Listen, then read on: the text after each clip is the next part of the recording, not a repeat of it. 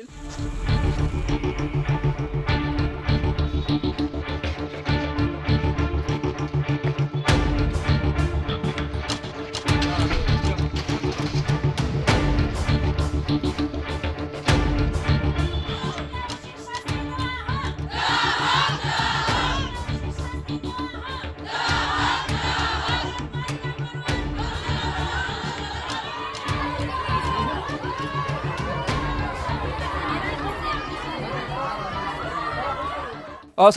এগৰাকী কাঠ বেপাৰীৰ কুকাণ্ডই আচলতে যথেষ্ট চাঞ্চল্যৰ সৃষ্টি কৰিছে শ্ৰীভূমিৰ বাজাৰঘাট এলেকাত, য'ত আচলতে যোৱা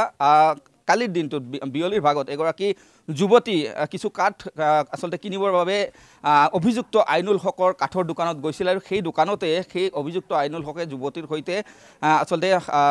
বেয়া উদ্দেশ্যৰে শ্লীলতাহানিৰ চেষ্টা চলাইছিল আৰু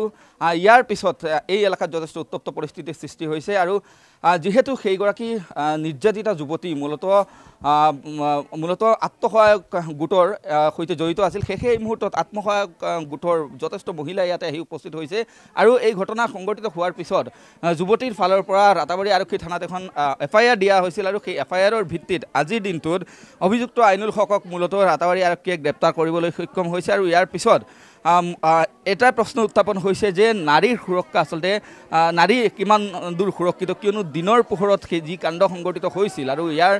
পিছত আত্মসহায়ক গোটৰ যিসকল মহিলা আছে সেই মহিলাসকল এনেদৰে এওঁলোক ওলাই অহা পৰিলক্ষিত হৈছে আৰু ওলাই আহি এওঁলোকে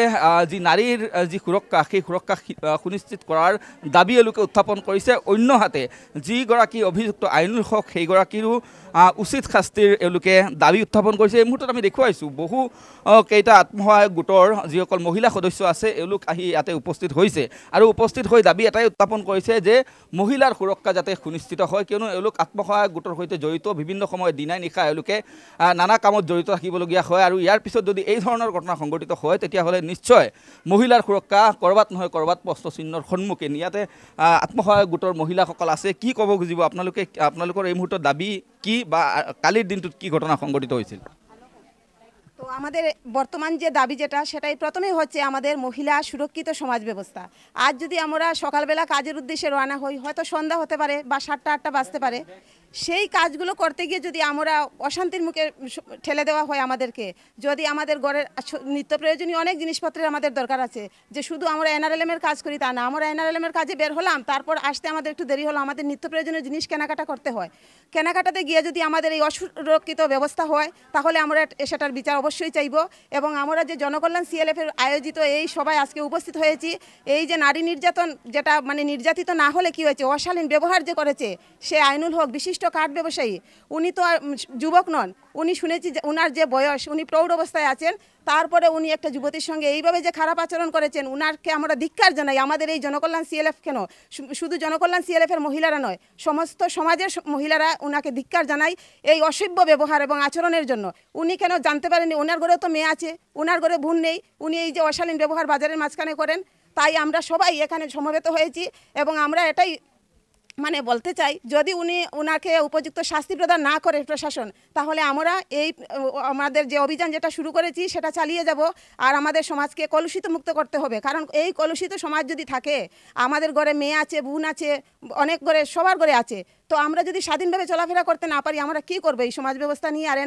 NRLM-এর যে সমাজ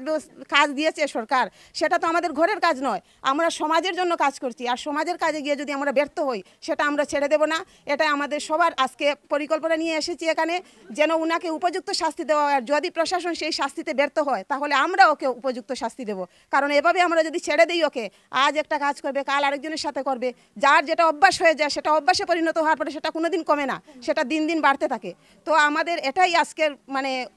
মুখ্য উদ্দেশ্য, উনাকে যেন উপযুক্ত শাস্তি আমাদের সামনে দিতে হবে। যে আজ বলবো আর কাল রাজনীতিবিদরা এসে উনাকে মকুব করে দেবেন, সেটা আমরা মানবো না, মানছি না। কারণ ভোটার যখন আমরা সবাই, তো রাজনীতিবিদদের এটা মানে জেনে রাখা উচিত যে শাস্তি যখন হবে সবের ভালোর জন্য, যেটা হিতাধিকারী শাস্তি সেটা যেন হয়, ওকে সাধারণভাবে ছেড়ে দেওয়া হবে না। এই মুহূর্তত এই যিসকল মহিলা প্ৰত্যেকেই আচলতে দাবী উত্থাপন কৰিছে যে যাতে সেই অভিযুক্ত আইনুল হকৰ উচিত শাস্তি হয় আৰু মহিলাসকল যাতে সুৰক্ষিত হয় ইয়াৰে দাবী কিন্তু এই মুহূৰ্তত এই মহিলাসকলে উত্থাপন কৰিছে। মুঠ কথাত যদি কওঁ তেতিয়াহ'লে মূলতঃ কালি বিয়লিৰ ভাগত যি ঘটনা সংঘটিত হৈছিল সেয়া আছিলে এগৰাকী যুৱতী আইনুল হকৰ কাঠৰ দোকানত গৈছিলে কাঠ ক্ৰয় কৰিবৰ বাবে, আৰু সেই সুযোগত সেইগৰাকী অভিযুক্ত আচলতে অশালীন আচৰণ কৰিছিল